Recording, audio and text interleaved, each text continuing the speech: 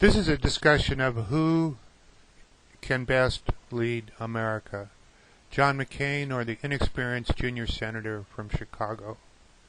And this is a very important discussion because our presidential nominees have to have the experience and judgment to face the enormous array of complicated issues that are confronting America. But the most important issue is to defend America against terrorism. And the question is, do we want to trust a former street organizer from Chicago who, after 2 years in the Senate, where he established himself as the most liberal senator, has decided that he's qualified to lead the free world, when compared to John McCain, who's a genuine war hero, has been in the Congress for over 25 years, has ample international experience, and because of his bipartisan courage, won the Profile and Courage Award presented by the John F. Kennedy Library Foundation in 1999. It's a question of experience and established recognition over a made-for-TV junior senator. And the question is, does Barack Obama really understand how to defend America? Let's listen. If you have any doubt about where they stand and what they would do, just listen. My job as Commander-in-Chief would be to indicate to them, here's our goal. I have no idea what would have happened had we applied my approach. Now, having done that, let's look at some background. First, terrorism as we know it, particularly that fomented by Al-Qaeda, began with the first attack on the United States on the World Trade Center in February 1993, where they attempted to take down 2 of the major towers. And that was followed by Al-Qaeda's bombing of the U.S. Embassy in Kenya, as well as bombing in Tanzania. And that in itself was followed in 2000 by attempted bombing on the USS warships, the Sullivan, and the successful bombing on the USS Cole. And having been successful, they had the courage to successfully attack America, destroying the World Trade Center, attempting to destroy the world's economic system, attacking the Pentagon, and attempting to blow up the White House.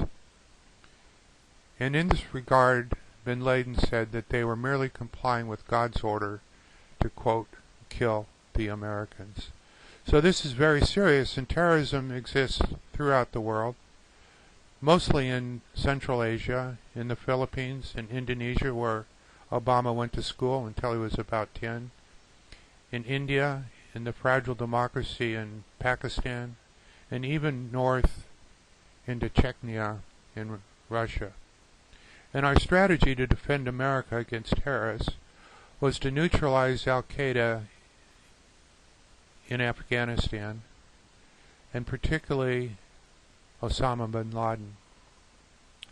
But then to go into Iraq and remove the tyrannical dictator Saddam Hussein, who is known to attack Iran, Kuwait, Saudi Arabia, his own people, the Kurds in the north and the Shia in the south, and to be seeking nuclear weapons which would have stabilized the entire Middle East. And we replaced it with a democracy, and the democracy started out incredibly successful as millions of Iraqis went to the polls in 2005. What's transpired is that bin Laden has moved into the hills of northwest Pakistan, which, as we mentioned earlier, is a very, very fragile democracy.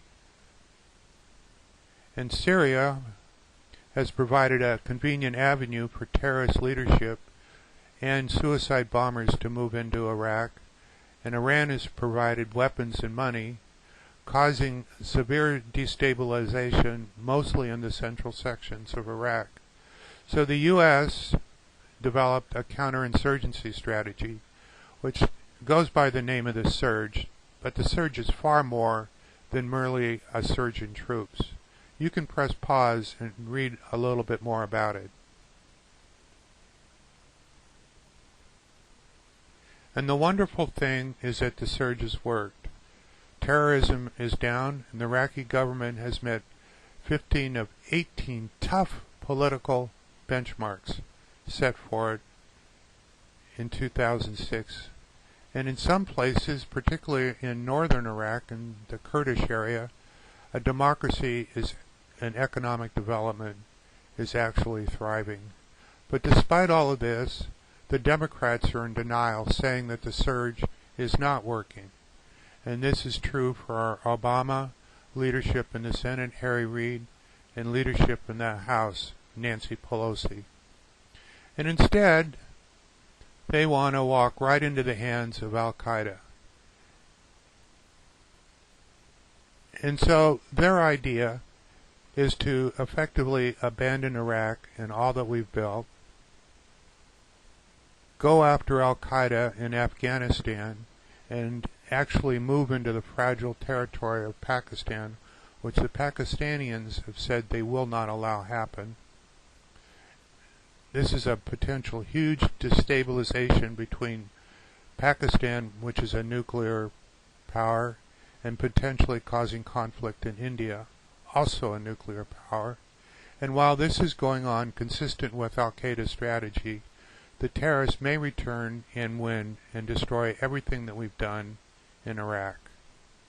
This is nonsense. So it's very important to go to the polls and vote Republican to protect and defend America.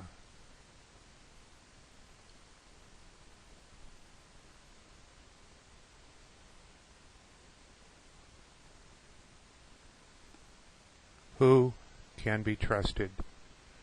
Thank you for listening.